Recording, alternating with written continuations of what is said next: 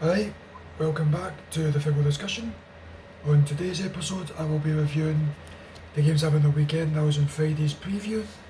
Leicester Man United, Chelsea Wolves, Arsenal Watford, and Everton Bournemouth. Then the team that stayed up, Aston Villa versus West Ham. To start off with, the Leicester Man United game. That was the only game I could watch because they were all 4 o'clock kickoffs. For me personally, I think watching it, Leicester in the first half were much better. United weren't really doing much with the ball. It was more of just kind of sitting back and countering, while Leicester were pressing quite a lot. United did wake up in the second half a bit, playing a decent football, but nothing much. I would say United did get lucky. For the penalty, United got that Bruno Fernandes did convert. 100% a penalty. Stone Waller, Wes Morgan and Johnny Evans did take down Anthony Martial. The Jesse Lingard goal was pure luck. Kasper Schmeichel just don't know what he done. Don't know why he just didn't try and clear it. Instead of trying to cut into his left foot. And that was Jesse Lingard's first Premier League goal, which is nuts of the season. With that, it was Leicester definitely dominated the game. For my personal opinion, it's like they couldn't really shut up Google. They couldn't really create anything Leicester to a point. And if they did, there was a decent save at the hair. But they dominated and they just couldn't really get any clear-cut chances. But United did get lucky because they just couldn't really get a grasp of the game. But they got lucky, they got the win and they got third place for Champions League for next season. With that, we'll move on to Chelsea and Watford. I could only really watch the highlights, so watching it, it looked like Wolves did, I think I said Chelsea and Watford, sorry about that. Chelsea Wolves. Watching the highlights, Wolves didn't really have any chances really, apart from one that Caballero dealt with. The both goals, it was more like, it was a great free kick for Mason Mount, good finish, definite foul. For the Giroud goal, it was just a ball over the top. Giroud took the pitch shot out of the equation, just taking it past him, then took it past Connor Cody and just buried it. Chelsea probably should have been 3 or 4-0 up at the end of the game, but they just done a professional job and got the game done, seeing it out. Got Champions League for next season for Frank Lampard's second season. I think with all that, like Chelsea did just see it out, it wasn't much in the game. And that, so with that, it's quite quick, but really I'm just summing it up as it is. With that, we'll move on to Arsenal Watford. The only game I could watch was the Leicester United game, because they were all at 4 o'clock kickoff, so the rest of the games are highlights. We're watching the Arsenal and Watford game. It was a great start for Watford, 100%, well not for Watford, for Arsenal. 100%, they went 3-0 up within like half an hour. They dominated. The penalty was definitely a pen for 1-0. The Kieran Tierney goal, that was soft. Ben Foster should have saved that. The third goal, I don't even know.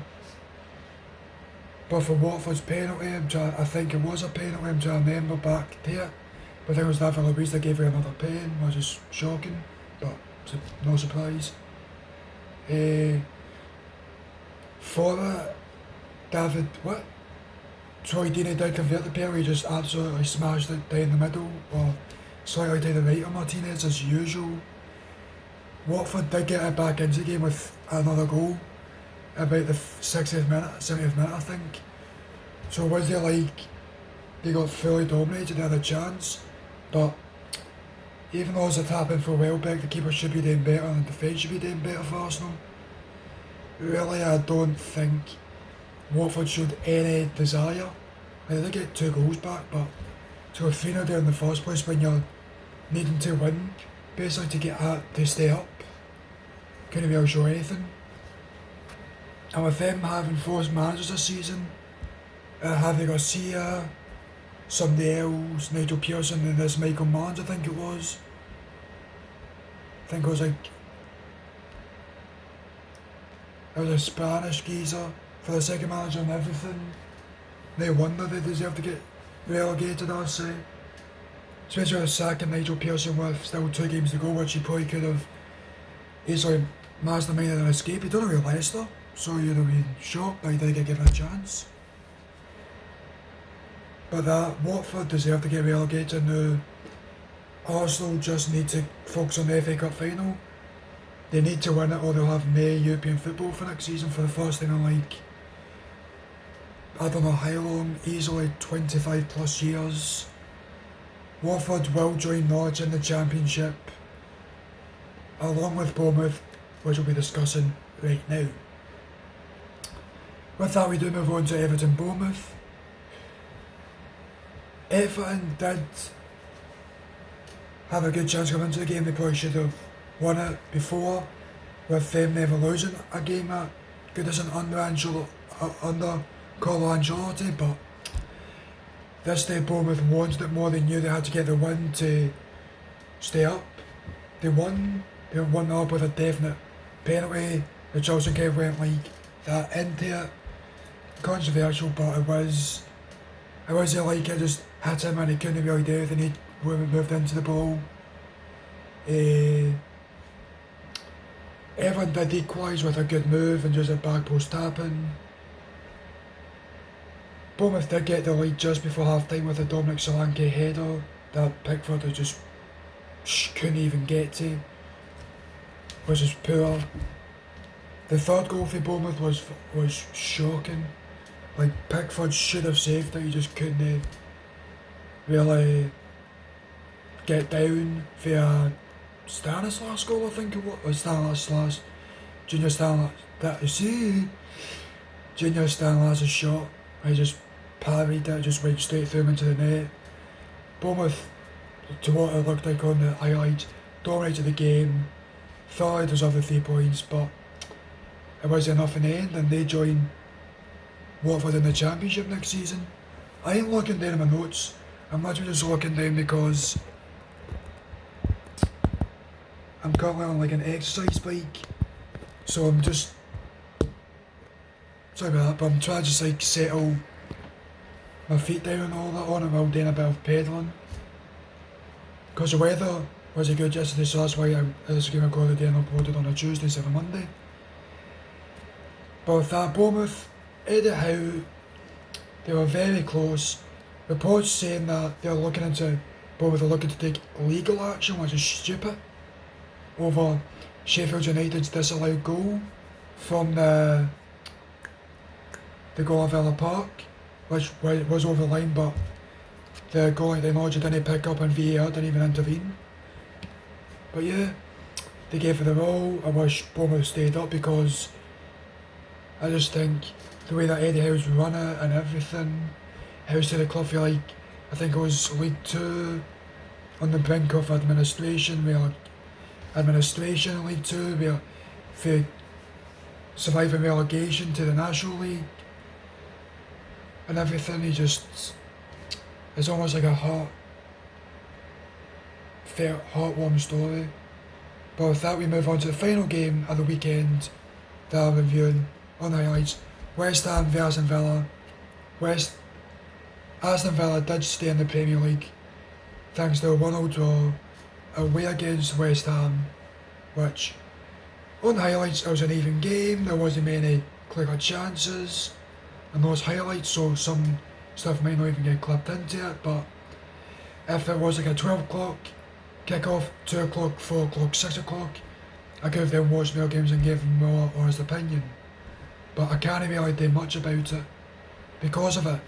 Maybe if I look to start bringing in more people and on guests where they'll look at another game and everything, but by the time that would come about with the season now ended, West Ham and Aston Villa did draw, which seen Dean Smith's boyhood club Aston Villa and captain Jack Grealish's boyhood club Aston Villa stay in the Premier League for another season. It was just even game, not really much in it. Jack Grealish did about the 83rd minute. Got the ball for John McGinn, I think it was, or Conor Houlihan. Took onto his right foot, got onto his left, pinged it. It looked like it went top corner on the initial replay, but went straight down the middle. Don't know if Fabianski, and maybe it moved with a bit of a knuckle in the air, but with like a deflection, it does look like a deflection, so quite shocking, to say the least. It was just poor goalkeeping.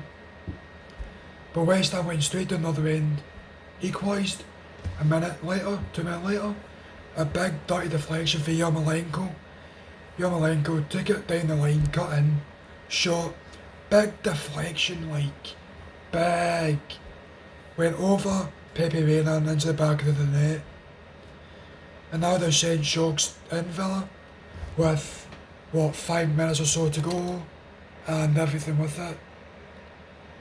But they were able to hold on and keep their side in the Premier League, which is a good thing to do, but we're spending 100 million, I think it was, plus in the 100 million plus in the summer, like 30-40 in the January.